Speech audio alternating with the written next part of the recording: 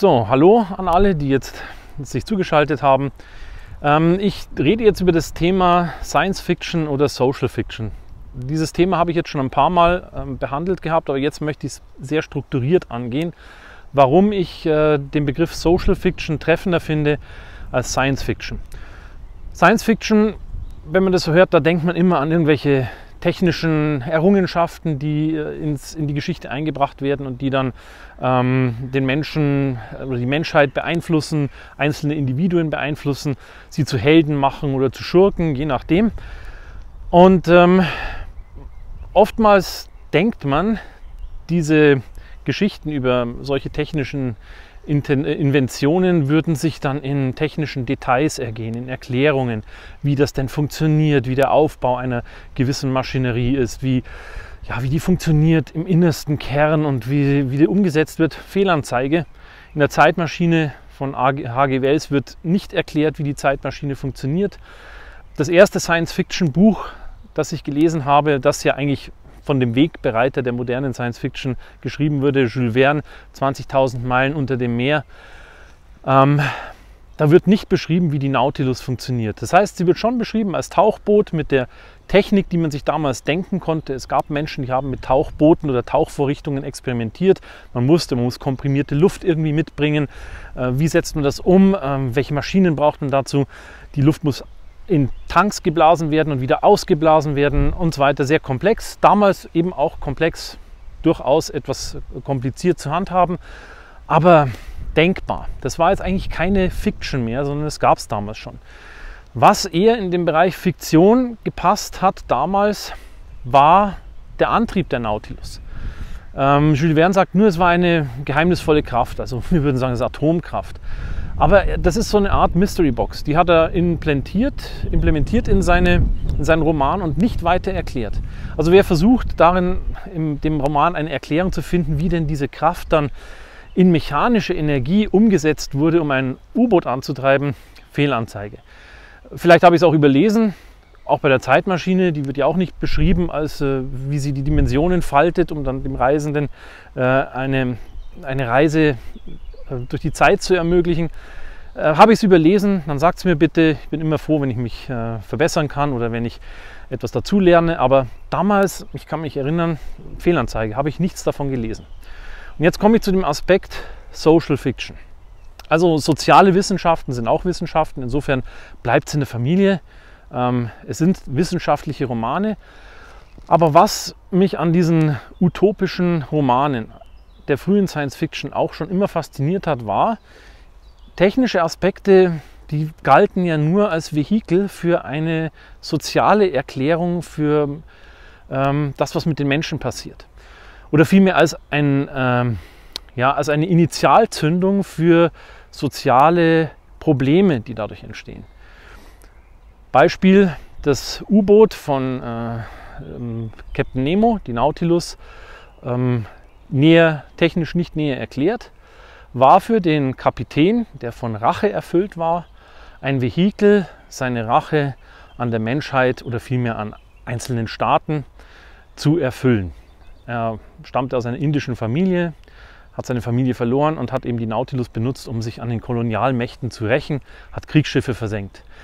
Das führte auch zu Spannungen innerhalb der Mannschaft, jetzt nicht seiner Mannschaft, die waren ihm treu ergeben, aber zu den Gästen, die er sich an Bord geholt hat. Das waren, glaube ich, Professor Aronnax, sein Diener, und Ned Land, dieser Harpunier.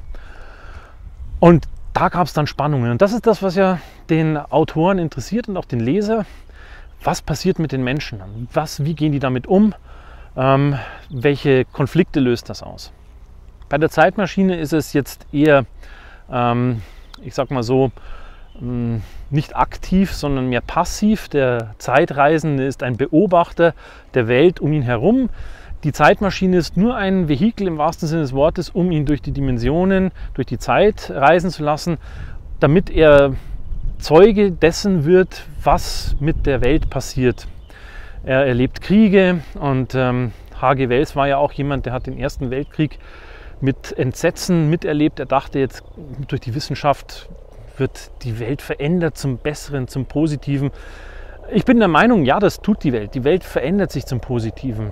Aber Damals das Gemetzel des Ersten Weltkriegs hat ihn so entsetzt, dass er da den Glauben in die Menschheit verloren hat. Und die Zeitmaschine ist so ein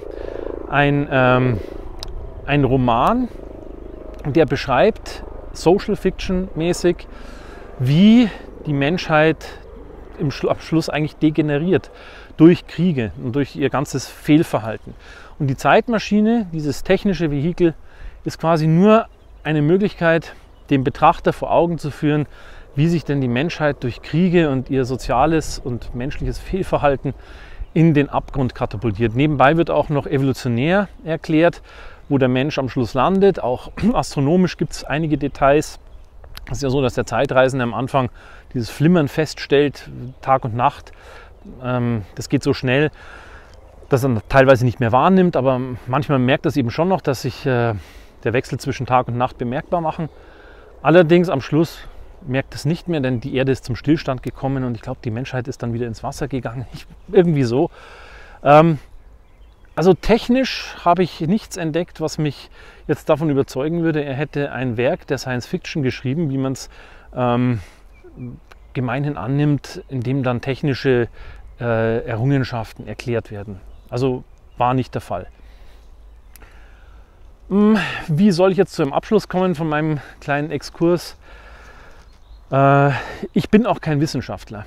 Deswegen würde ich mir es auch nicht anmaßen, selbst nach eingehender Information mir Antriebe einfallen zu lassen, die den Menschen in den interstellaren Raum katapultieren. Ich nehme das jetzt einfach mal so, H.G. Wells hat ja auch keine Zeitmaschine erfunden, ich nehme das jetzt einfach mal so, ich benutze diese technischen Aspekte, um Geschichten zu erzählen, wie die Menschheit jetzt mit ihrer Rolle als Invasoren umgehen würde. Wenn jetzt zum Beispiel die Menschen, und das ist bei Nomads der Fall, der Handlungsstrang ist noch nicht so weit gediehen, aber wie wird es den Menschen denn ergehen, wenn sie von einer außerirdischen Rasse oder zwei Rassen in diesem Fall nicht direkt angegriffen würden, aber so zwischen die Fronten geraten?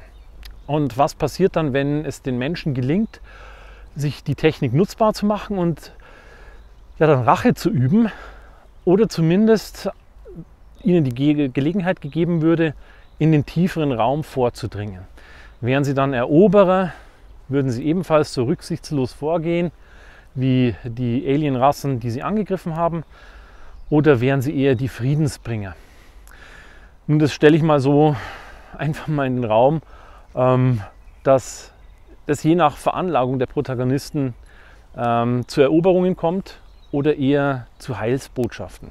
Na gut, was ich möchte mit meinen Geschichten ist, was auch Jules Verne oder H.G. Wells wollten, um Gottes Willen, ich will mich nicht mit diesen Größen vergleichen, das sind Giganten, aber ich möchte auch Geschichten erzählen von Menschen, die ich mir vorstellen kann und die technischen Möglichkeiten ihrer Zeit für ihre Zwecke gebrauchen oder missbrauchen.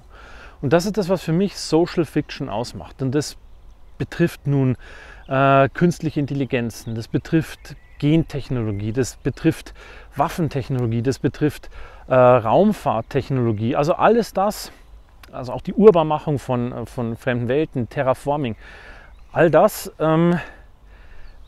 ist interessant vielleicht vom technischen Aspekt. Wenn das jemand kann, soll das machen. Muss ich aber dann auch Kritik aussetzen. Ich würde mich unglaublich viel Kritik aussetzen, wenn ich versuchen würde, Halbwissen zu vermitteln oder ja, manche setzen ihr ganzes Leben ein, um irgendwelche Studien oder irgendwelche wissenschaftlichen Bereiche zu erforschen. Und ich würde mich einfach auf zu glattes Terrain geben, auf zu dünnes Eis, wenn ich mit vielen Aspekten spiele, mit Computertechnik, mit Terraforming, mit Raumfahrt, mit Gentechnik. Da müsste ich schon wirklich ein Genie sein und das dann alles auch noch so behandeln können, dass Techniker und Wissenschaftler sagen, ah, hast du gut gemacht, ist toll, absolut nachvollziehbar. Gäbe wahrscheinlich auch genauso viele Kritiker, die sagen, absoluter Blödsinn, Schwachsinn wird so nie funktionieren. Und deswegen will ich mich auf dieses Gebiet von rein technischer Science Fiction gar nicht begeben. Ich bleibe bei der Wissenschaft, aber mich interessiert Social Fiction. Und für mich sind die ganzen technischen Sachen nur Vehikel, meine Geschichten und meine Protagonisten zu befördern. Und ich denke, ich stehe da in der Tradition von diesen Größen wie Jules Verne oder H.G. Wells. Und das ist meine ganze ja, das ist mein ganzes Streben. Größere Ambitionen habe ich nicht. Jetzt mag der ein oder andere sagen, das ist ein kleiner Wicht, seine Bücher interessieren mich nicht. Schöner Reim. Dann muss er es auch nicht, er muss es auch nicht lesen. Aber wenn jemand sagt, der schreibt tolle Bücher mit spannenden Geschichten, mit vielschichtigen Charakteren, der schreibt Space Opera, die sehr viele Aspekte hat, die mich interessieren als Leser von Abenteuerromanen, dann ist er bei mir ganz gut aufgehoben. Und ich denke, und das als Fazit vielleicht, es ist ehrlicher, wenn ich das mache, als wenn ich mir anmaße, Wissenschaftler zu sein, der ich nicht bin, auf Gebieten, die ich nie erforscht habe. Aber ich bin ein Mensch, der in dieser Welt lebt. Ich bin sehr geschichtsinteressiert. Ich habe mir viele gute Klassiker gelesen. Und dieses Polster bietet mir, glaube ich, einen guten, starken Rücken, um nette Geschichten zu schreiben, die durchaus etwas zu sagen haben. Ja, und damit möchte ich auch meinen Vortrag beenden. Es sind etwas über 10 Minuten, ich will euch ja nicht langweilen. Und ich wünsche euch alles Gute und ich werde noch diesen schönen Tag genießen. Bis zum nächsten Mal.